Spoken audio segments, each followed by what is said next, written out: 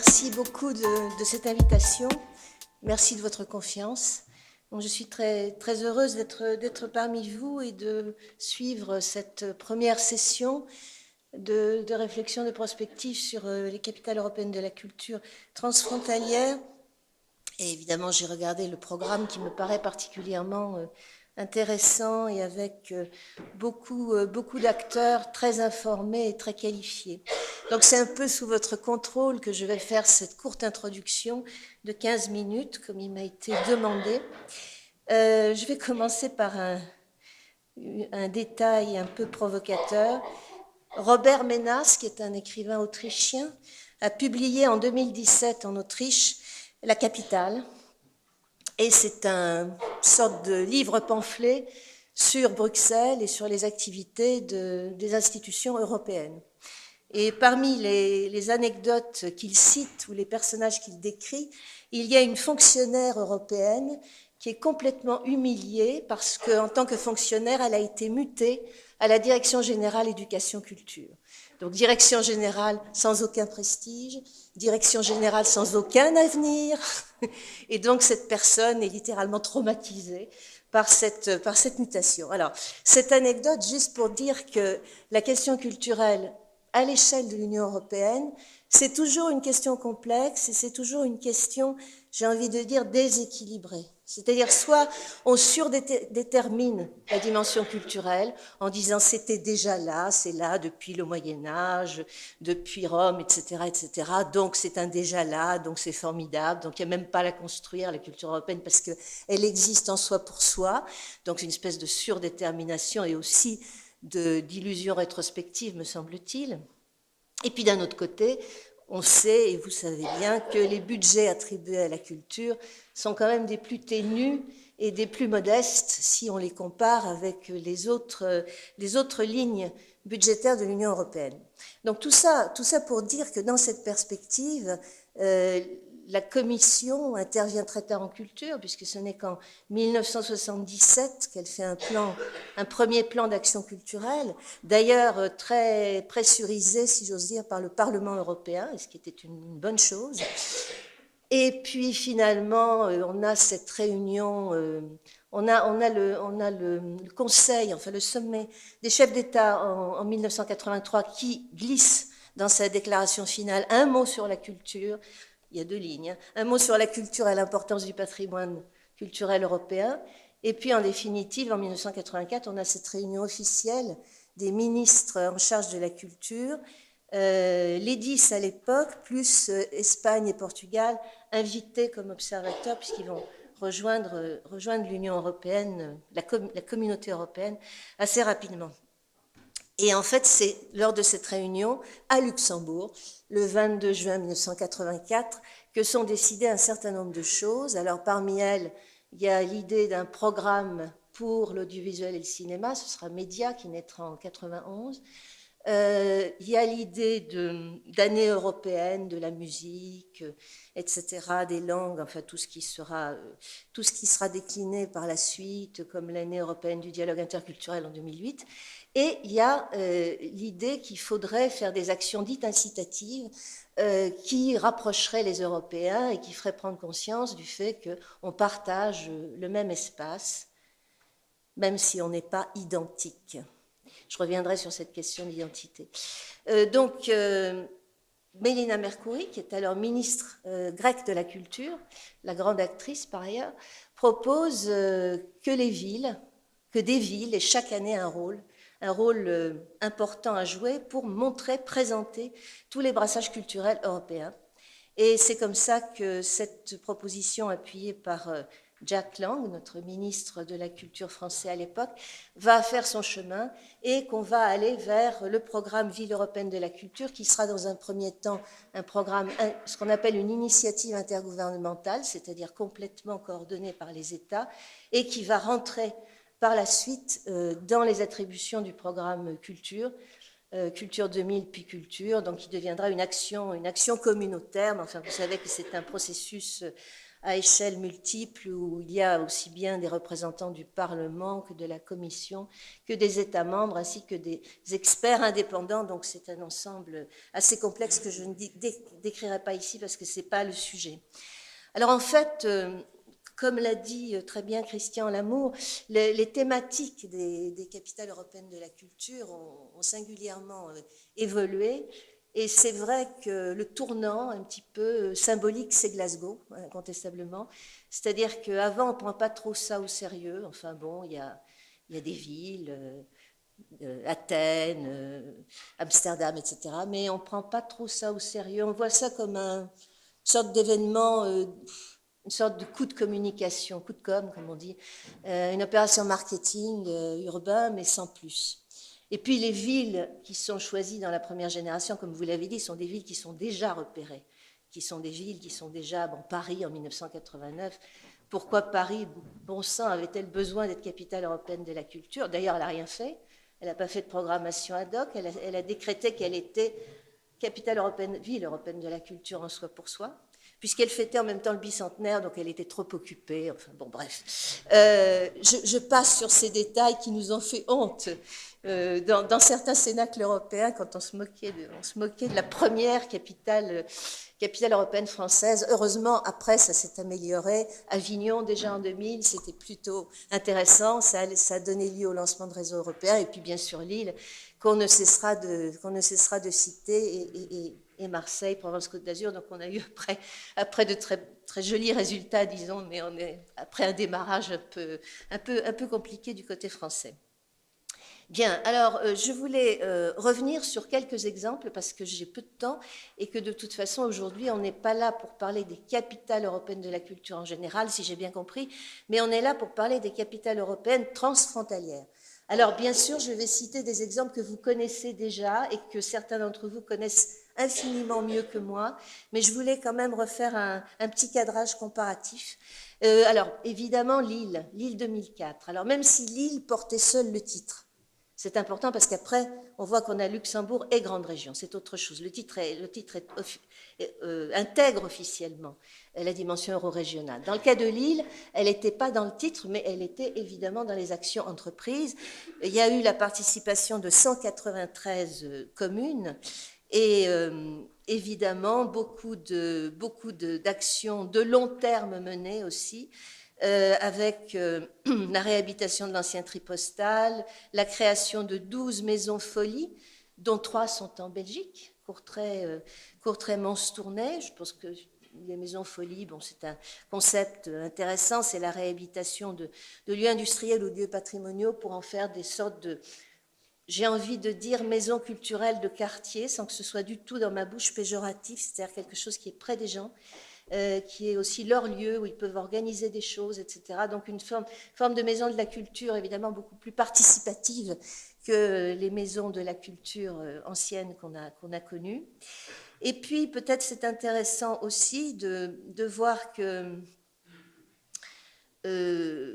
l'État a amené 18%, les entreprises 18%, Lille, la ville 11%, la métropole 18%, plus les conseils généraux, et autres collectivités et Europe, c'est pas beaucoup.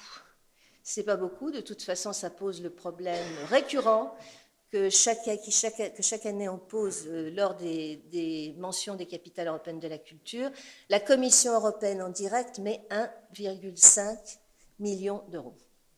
Alors, après discussion avec des amis à la Direction générale éducation culture, qui sont contents d'être là par ailleurs, ils me disent à chaque fois la même chose. Ils me disent, mais on essaye toujours de faire augmenter la somme, mais on n'y arrive pas. On nous explique que ce n'est pas prioritaire, que de toute façon le programme a tellement de succès que les régions, les États, les entreprises privées s'en emparent et que du coup, ce n'est pas la peine de faire un effort. Bon. Donc je trouve quand même que là, il y aurait une première question à aborder, c'est-à-dire que la Commission européenne ne peut pas se défausser tout le temps, elle ne peut pas dire on a le mérite d'avoir lancé un programme, qu'en gros on accompagne très très peu en termes de financement. Alors évidemment, il y a les financements par la politique régionale et de cohésion, vous avez parlé d'Interreg, il y a toute cette logique d'équipement qui accompagne un certain nombre de capitales. Ça a été aussi le cas pour Lille, mais souvent la logique d'équipement, elle est un peu hors sol, c'est-à-dire elle est vue à court terme, elle est vue sans objectif de politique culturelle à long terme. Et il y a eu d'ailleurs un rapport du Parlement au Parlement européen il y a quelque temps qui mettait vraiment l'accent là-dessus, c'est-à-dire arrêter de faire des équipements, même si vous avez la possibilité de les faire à travers la politique de cohésion, arrêtez de faire des équipements dans le cadre des capitales européennes de la culture si vous ne savez pas quoi en faire après. C'est pas la peine d'équiper, c'est pas la peine de construire, s'il n'y a pas une vision à long terme, et ça je pense que c'est vraiment un point qui est extrêmement important pour toutes les capitales européennes de la culture. Bien, alors saluons évidemment ce dynamisme de Lille, et saluons aussi le fait que Lille a continué, c'est-à-dire qu'après il y a eu Lille 3000, 2 ans plus tard, et que finalement les maisons folies sont toujours là, et que le tripostal est toujours là. Donc il y a vraiment eu une mise en réseau à long terme de toutes ces communes de part et d'autre de la frontière, France-Belgique. J'ajoute que de toute façon, du point de vue des observateurs, cette frontière est une des plus faciles, c'est-à-dire que c'est une des plus vivantes. C'est là où il y a de toute façon, hors capitale européenne de la culture, des associations, des jumelages, des mariages, des théâtres qui se marient de part et d'autre de la frontière, des centres culturels qui se marient. Enfin, il y a une fluidité extraordinaire. Je pense que c'est la frontière, de toutes les frontières que la France a avec ses voisins, c'est certainement la frontière la plus facile à franchir. Et ceci aussi explique un peu le dynamisme de cette euro-région en matière de culture. Ensuite, bien sûr, il y a Luxembourg et la Grande Région, ça c'était 2007. Alors c'était remarquable quand même, parce que la Grande Région, c'est la Lorraine, la Sarre, le Luxembourg, la Rhénanie-Palatinat, la communauté française et germanophone de Belgique, associée à Sibiu, ville de Roumanie. Donc j'ai vu aussi que la programmation était de l'ordre de 45 millions d'euros, avec une forte participation du ministère de la Culture luxembourgeois, 67%, 22% de la ville de Luxembourg et 11% de partenariats privés.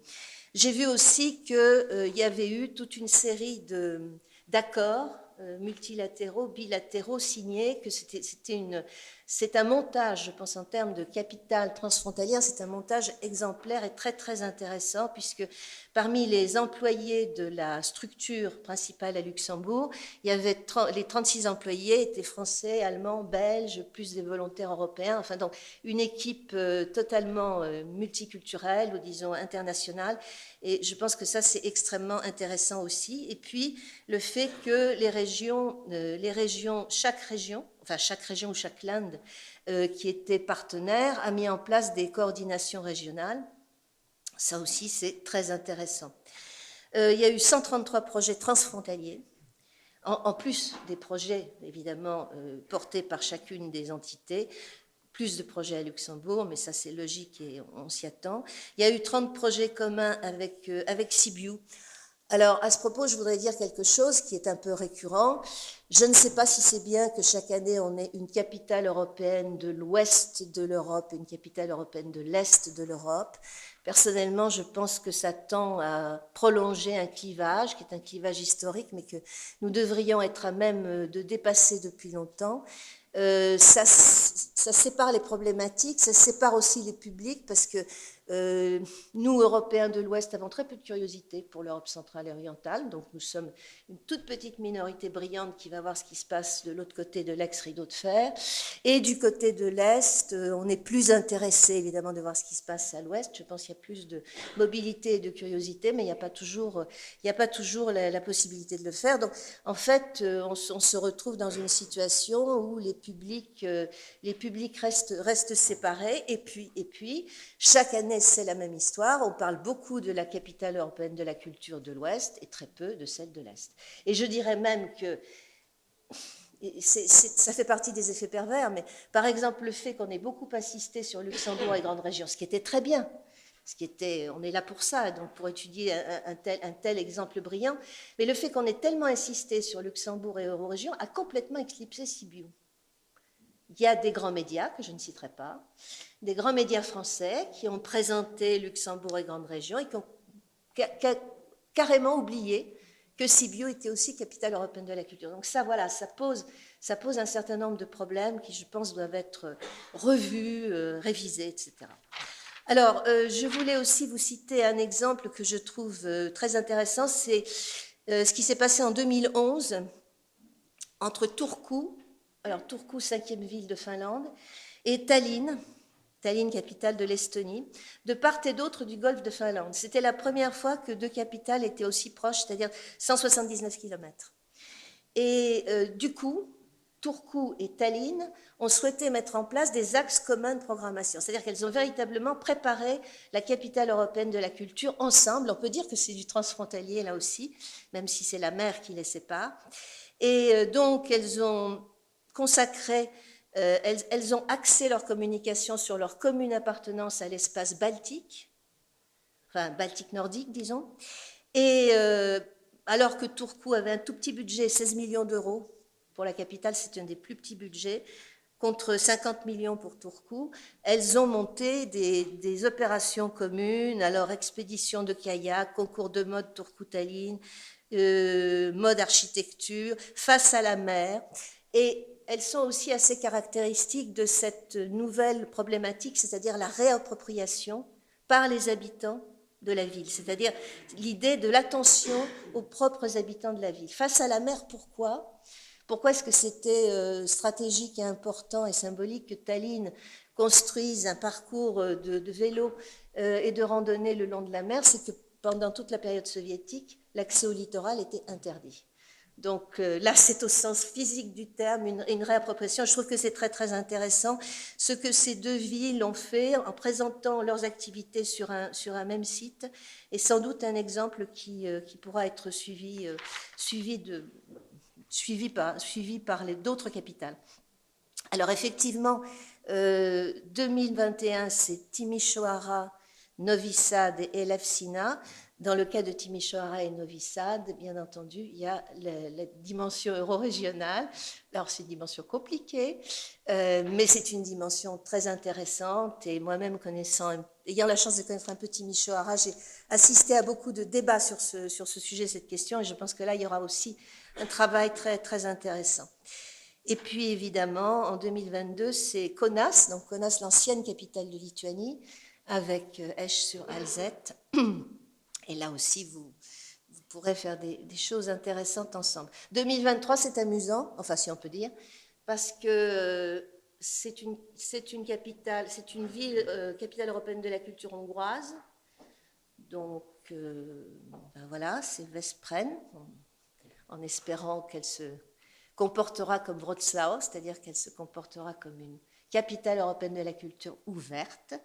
Et puis, il y avait la candidature du Royaume-Uni, mais évidemment, pour cause de Brexit, elle est écartée, donc ça va être une année sur laquelle les analystes vont pouvoir se pencher avec délice et faire des tas de projections. Bon, pour finir et clore, parce que je crois que j'ai déjà abusé de mon temps de parole, pour finir et clore ce très court et modeste panorama, voilà, je pense que dans l'agenda, dans le nouvel agenda pour la culture, nouvel agenda européen de la culture que la Commission a soumis en 2017, a proposé en 2017 sous forme de communication, il y a quelques pistes. Alors, il faut lire un peu entre les lignes, mais il y a quelques pistes qui semblent intéressantes. Il y a par exemple l'idée dans le programme Europe Créative, donc qui est le programme dédié pour la culture et les arts, dans le programme Europe Créative, et le cinéma aussi, et dans le programme Europe Créative, il y a la perspective éventuelle de faire un sous-programme qui s'appellerait Ville et culture ou espace culturel dans la ville, enfin, bon, quelque chose qui laisse poindre peut-être la possibilité de repenser les capitales européennes de la culture. Alors, sur les capitales européennes de la culture, il y a mille et une questions. Elles ont été très inégales, si on regarde l'ensemble du programme. Très inégales en termes de notoriété, en termes de programmation artistique, en termes de résultats, en termes de public. Et j'ajoute par exemple que, et ce n'est pas une pierre dans votre jardin, pas du tout, mais moi j'ai lu des analyses de public, alors transfrontaliers. Est-ce que Luxembourg et grande région à faciliter les déplacements transfrontaliers de public, pas tant que ça, quoi. Pas tant que ça. Les résultats ne sont pas à la hauteur de tous les moyens qui ont été mis en œuvre. Et les moyens étaient là. Donc, il y a vraiment des questions comme ça à se poser. C'est-à-dire, comment est-ce qu'on rend les publics mobiles? Qu'est-ce qui ferait que les publics seraient plus mobiles et enclins à traverser l'Europe pour aller voir des événements dans une capitale, au nord, au sud, à l'est, etc. C'est une vraie question. Weimar 99 a attiré en extrême majorité des publics germanophones. Alors, Allemagne de l'Ouest qui était très bien, Allemagne de l'Est, Suisse alémanique, bon, très bien, mais pourquoi juste les germanophones alors que toutes les programmations étaient bilingues, trilingues, tout ce que vous voulez. Bon, là, il y a vraiment des questions d'image ou je sais pas, de déclic qui ne se fait pas. Donc, la mobilité des publics, c'est une chose très, très importante, même si on a constaté que la capitale européenne de la culture, évidemment, accroissait beaucoup la participation des publics, comme à Lille, à Luxembourg, grande région, mais la mobilité ne se fait pas toujours. Et puis enfin, je l'ai déjà dit, mais je crois que c'est important, vous avez parlé de la dimension sociale de l'Union européenne, qui évidemment aujourd'hui est un point, à mon avis, complètement crucial pour réorienter l'Union européenne et pour que l'Union européenne réussisse. Donc ce point est absolument crucial. Évidemment que les villes ont leur rôle à jouer dans cette dimension d'inclusion sociale, et je crois que les capitales européennes de la culture en sont de plus en plus conscientes. Donc là, effectivement, il y a une vraie question à la fois d'objectifs et de méthodologie. Comment on fait ça?